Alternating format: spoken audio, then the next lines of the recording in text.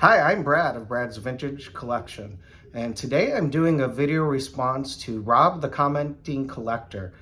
He had a great idea for his 500th subscriber, and that was to do your dream lineup in baseball cards, kind of like setting up a Stratomatic lineup. And Rob, I think you'd be happy to see that I went left, right, and put some thought into it.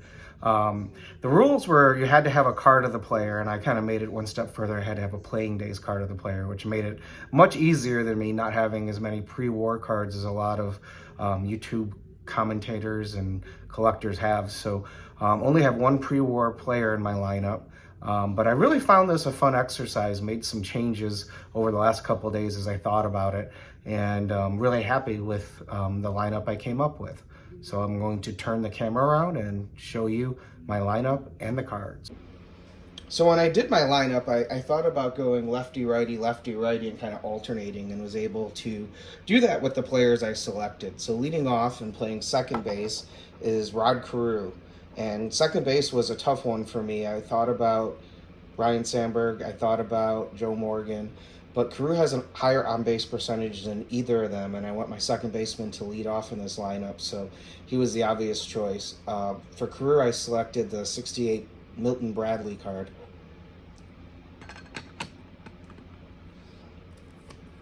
Batting second and playing center field is the Say Hey Kid Willie Mays, and to me he was the best of his generation and the best center fielder, even though he had Mickey Willie and the Duke, and he was my choice for center field. He was my dad's favorite player, and everyone talks about the service for Ted Williams and some others, but Willie Mays was in the service too, and had he not served, I think he would have hit over 700 home runs. All-around great player, great fielder. Can't have a better fielder in center field, and I have him batting second in this lineup.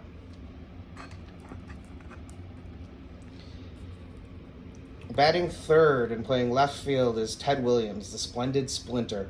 And I chose for this one his 54 number one card. He bookends the 54 set, and it was a tough choice between the number one and the last card, but I really like the 54 top set and chose Williams to represent that in this set.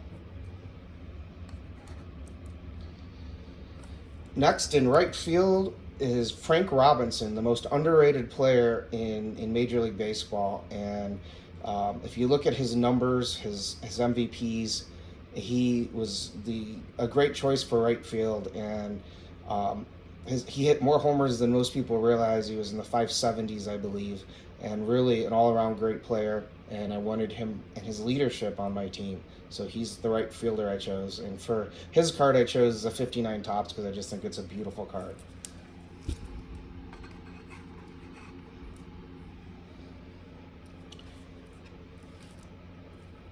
Batting fifth and playing first base, I have Lou Gehrig. And Gehrig is one of the greatest players of all time. If you look at his numbers, they're just insane. And I don't have a lot of pre-war cards, so most of my players are post-war, but I do have this Gehrig card, courtesy of Mike Baseball Collector and the Grail Find. I was able to purchase the Gehrig that he got in that collection, so very proud to have this card, and great to have a pre-war player on my team.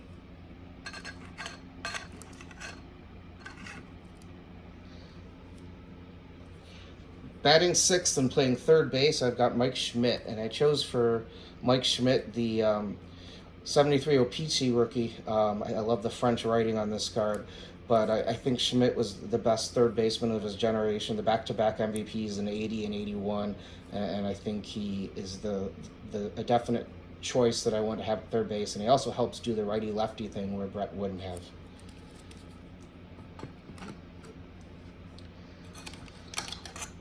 Batting seventh and playing DH, I have Shohei Ohtani, and Shohei is to me the greatest player I've ever seen in person. Just what he's able to do at the plate and pitching.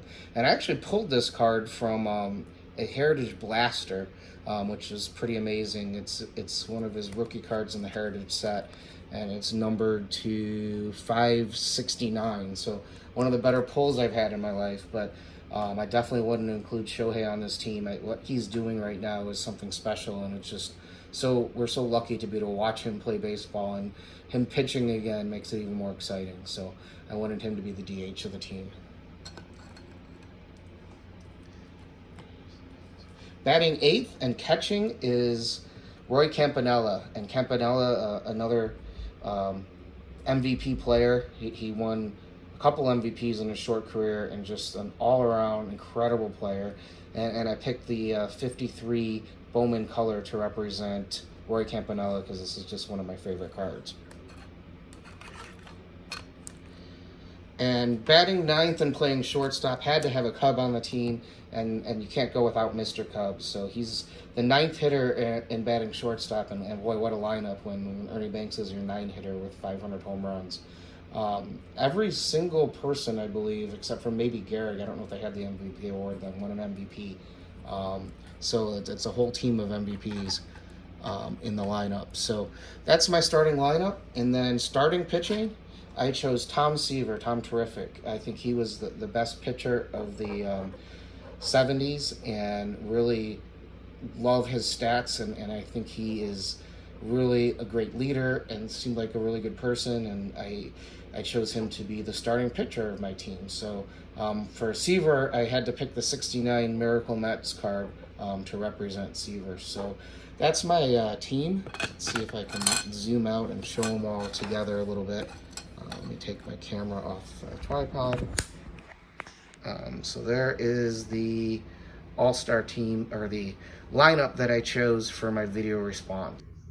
Hope you enjoyed seeing my dream lineup. Thanks, Rob, for the idea for this video, and congratulations again on 500 subscribers. And remember, if you're not excited to add it to your collection, you've bought the wrong card. Thanks for watching.